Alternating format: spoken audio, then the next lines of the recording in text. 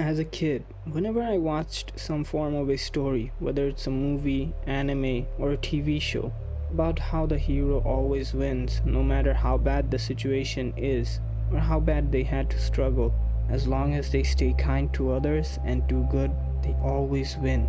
These kinds of shows influenced my childhood a lot. I thought all I had to do was be like these heroes, and I could do whatever my heart desired. I just wanted to have fun like all these characters in all these stories have, going on different adventures, going places that I'm not allowed to, sneaking away from school, and help as many people as I can along the way. One day, my mom said, "Son, you want to go somewhere fun and skip school?"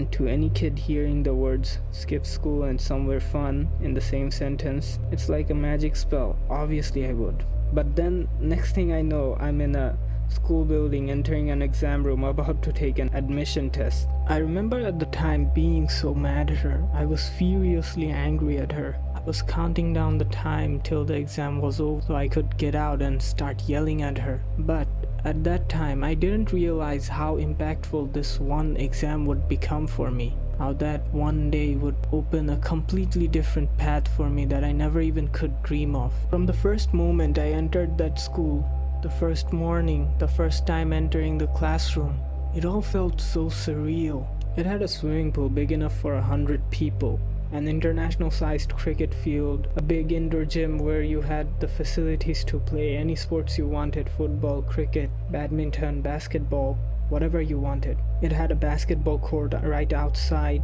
It was a very beautiful place. Everything was so well structured and beautifully built.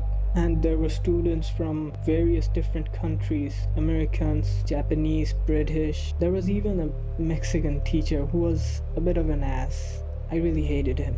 Oh, I forgot to mention that it's a boarding school, so once you become friends with any kid, you're friends for life. And back then, the internet wasn't as big as it is today. So it was all a huge culture shock for me. Hell, I didn't even know Americans existed.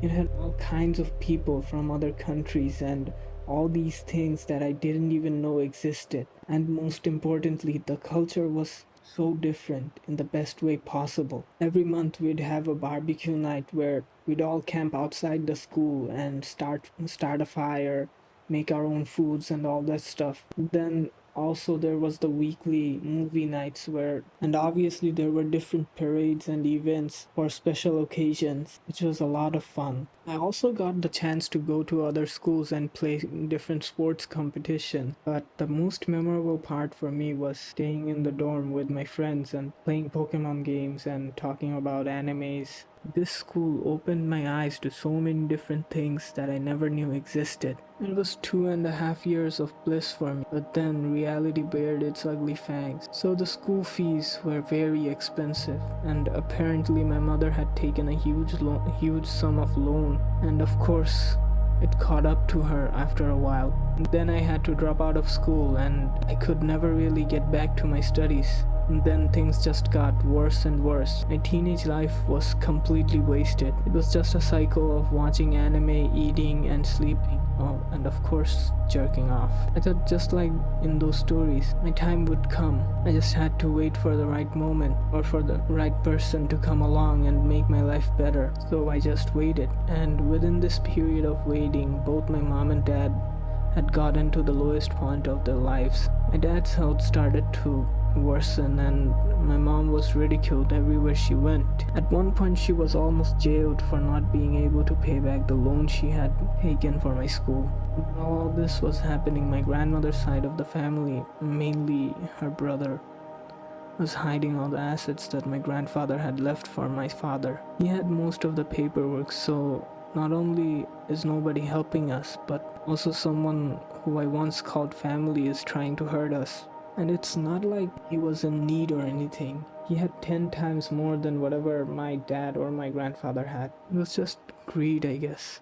Then even more people came, took whatever they could from us, hurt us as much as they could. At one point, my mother had lost everything she had left, and my father just couldn't handle the pressure of all these people hurting us like this. And then, not long ago, one night around 2 a.m., while I was about to go to sleep, I heard a sudden cry of pain and agony. I got out of my room and saw my father was crying and saying how his chest was hurting. My mother called an ambulance to come as soon as possible, but it was late at night and the ambulance had arrived very late.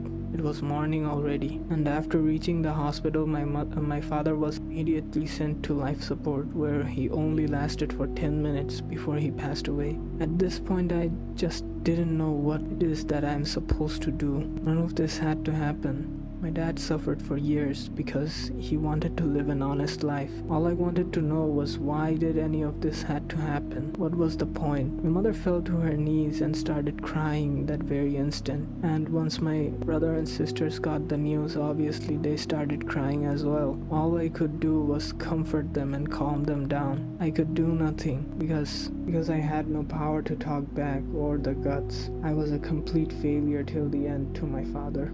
And the moment that made me the most sick was when all these people that hurt my father showed up saying how sad they were for our loss. No, they weren't. They just wanted to show their faces. That's all it was. But at the end of the day, none of it matters, because now, as the eldest kid, I have the biggest responsibility of my life, taking care of my mother, brother, and my sisters. Their lives are in my hand, and no matter what, I can't mess this up, which is why I'm making this video.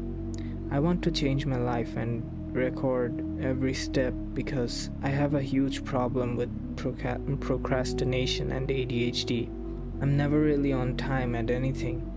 It's been a huge problem for me.